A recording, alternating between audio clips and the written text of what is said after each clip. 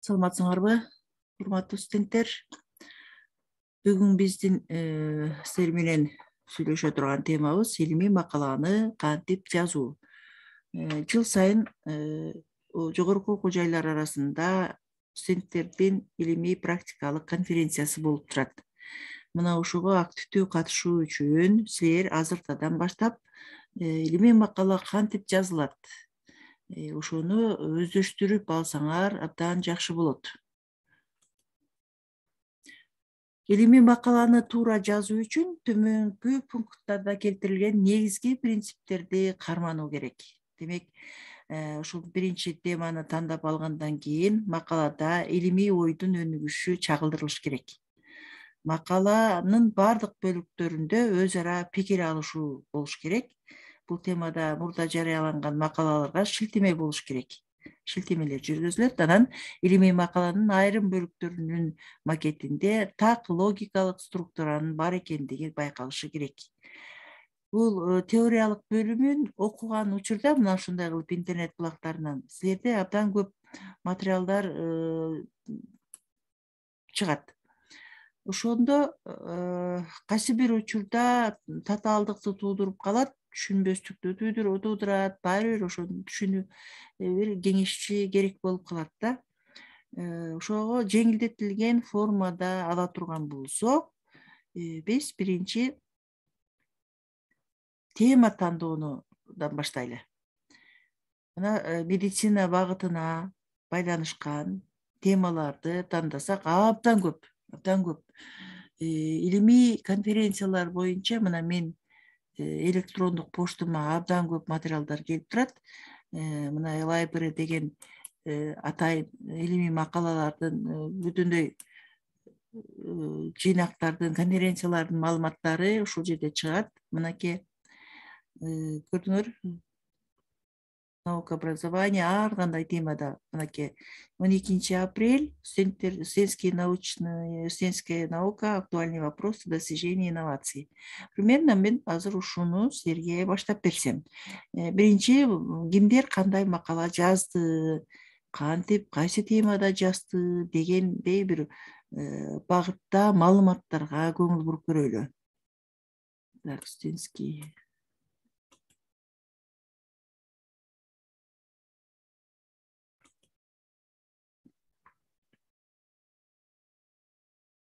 Мынакей, карагыла.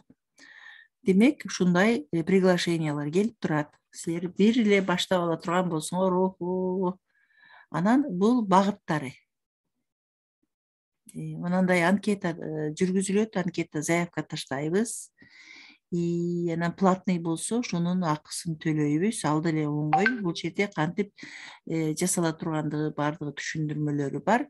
Эми биз буга кийинчерээк токтолобуз. Материал даяр болгондон кийин мына ал жерде багыттар, конференциянын багыттары. Бизге медицинский направление 13-чү секция экен. Көрдүңөрбү? Медицина багытында, же болбосо филология багытында деп ала турган болсоңор, моундай болуп туруп, журналдардын аталыштары чыгат. Молодежная наука, образование, молодые ученые России, актуальные вопросы современной науки, наука, образование деген журналдар, бул российский журналдардан чыгат. Конференциялар абдан көп. Ошондо биз мынтип архив конференцияга кирели.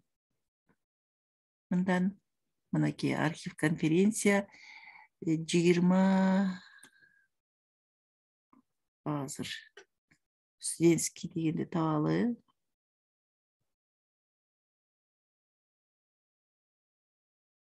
Өтүп кеткен жокмунбу?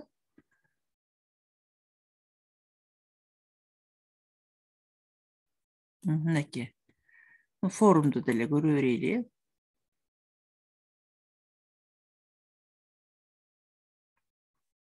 Мына журналга чыккандагысы. Редколлегия и мазмуну филологический, экономический наука боюнча.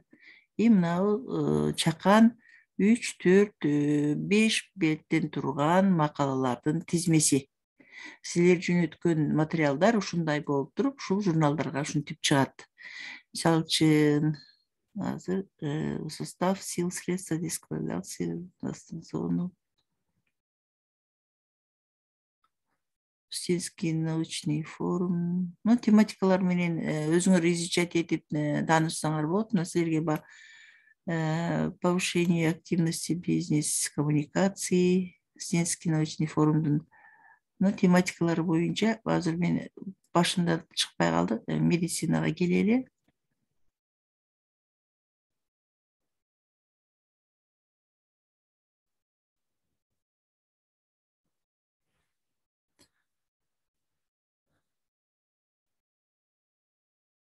Жалпы тизмеси жок экен, мен издесем.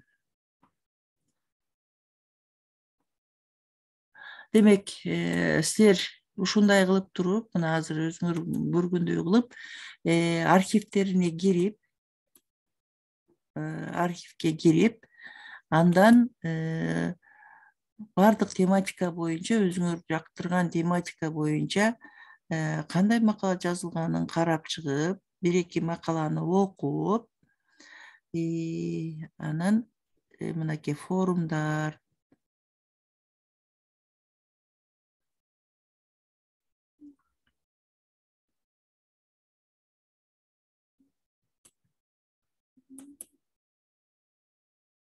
мен атайын даярдап койгонумда таппай калдым. Архив конференции 20-жылдардагы архив болду.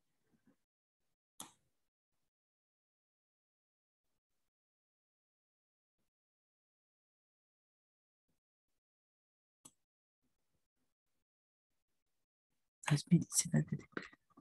Мынакей.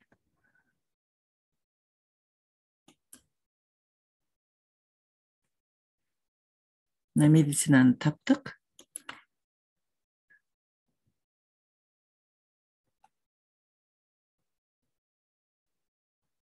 Мына темалары, менин байтан бери силерге издеп аткан темалар: проблемы коммуникации в медицине, социальные исследования среди подростков,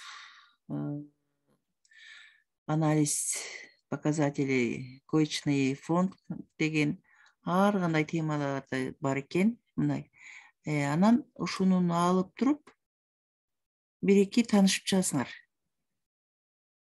2 барак, 3 барактан, 5 барактан турган тема эмне жөнүндө айтылды, кантип берилди. Бул дүйнөлүк практикада бардыгына бирдей.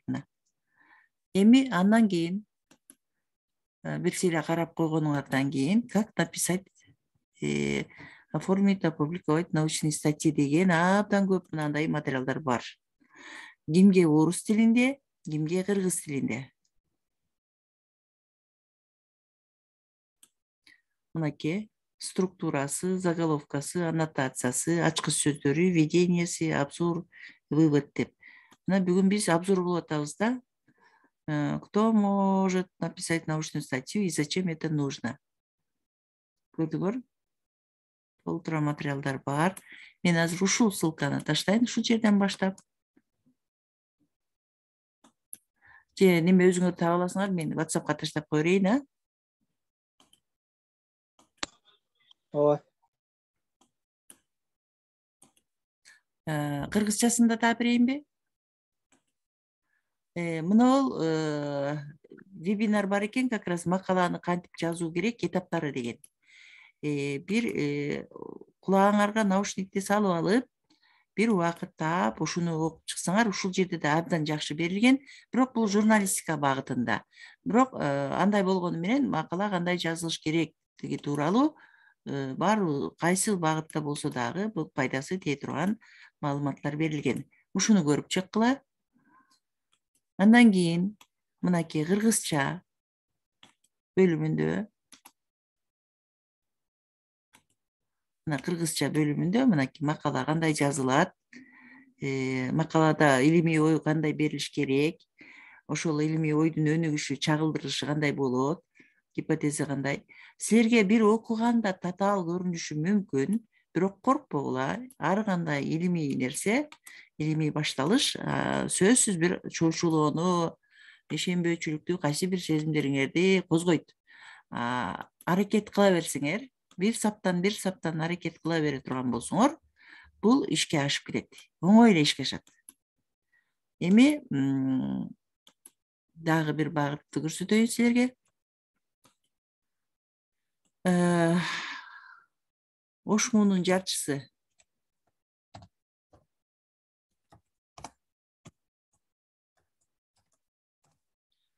Биздин университеттин илимий журналдын аталышы ушундай деп аталат.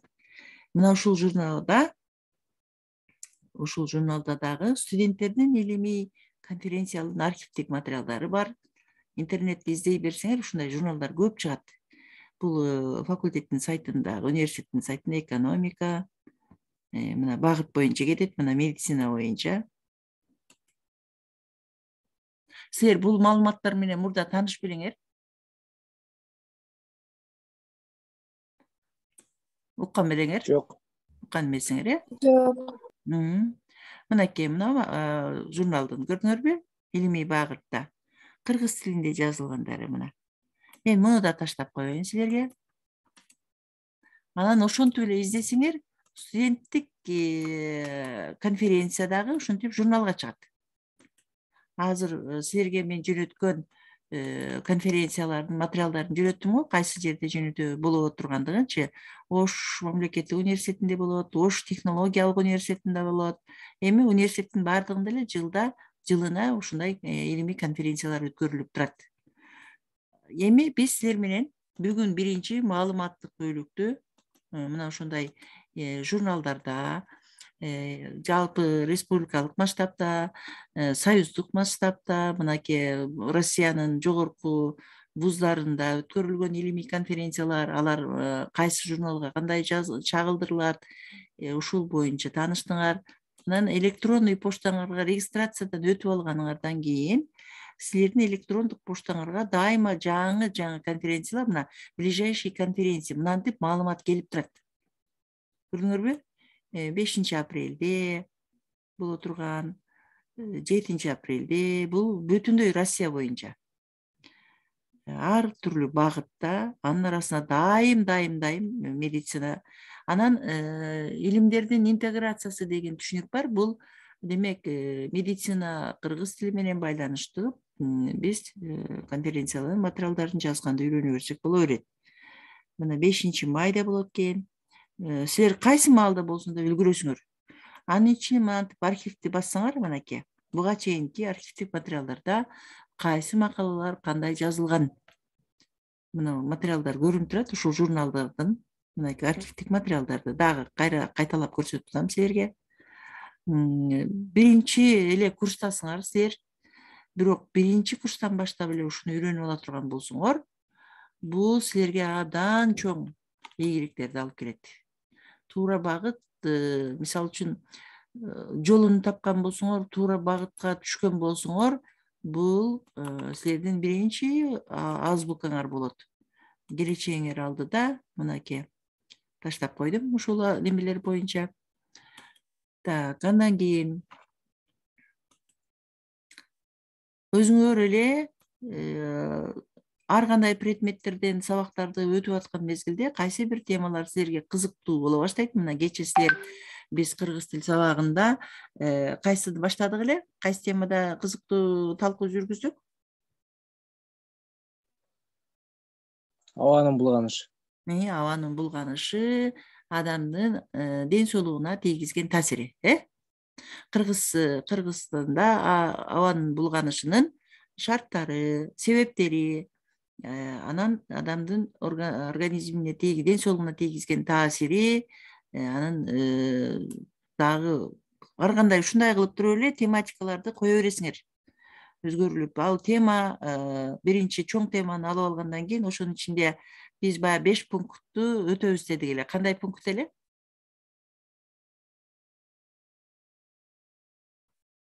Биринчи эмне кылабыз?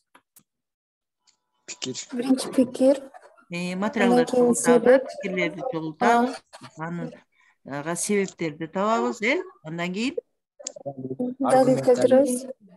Далилдерди, кайчы пикирлерди, андан кийин кайчы пикирлерге далилдерди келтирип, андан кийин жыйынтыктоо. Жыйынтыктайбыз. Көмөкчү сөздөрүбүздү билебиз, кайсыл, мисалы үчүн далилдөө бөлүмүндө кайсыл сөз айкаштарын пайдаланабыз?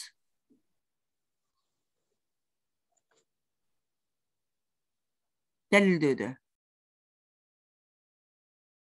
Пикирлердечи?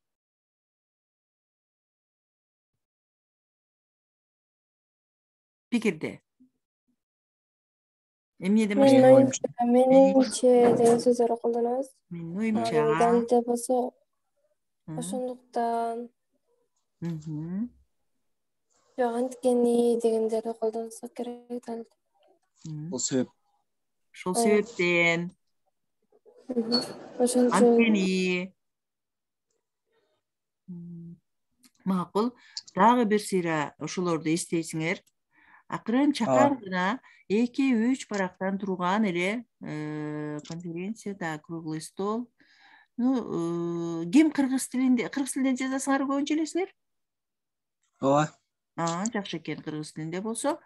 Бул материалдарды биринчи орусча мынаны үйрөнүп алгыла, мына видео материал бар экен. Ушул боюнчачы. Же болбосо дагы жазгыла. Макала, мынакей, жазуу, көрдүңөрбү? Үлгүсү. YouTube'га кирсеңер, мынакей карагыла. Публицистикалык стилге кирет. Макаланы кантип жазуу керек, макала жазуунун үлгүсү, макала кантип жазылат, мынакей. Макала, көрдүңөрбү? Кегиле ушуларды пайдаланабыз. Макала.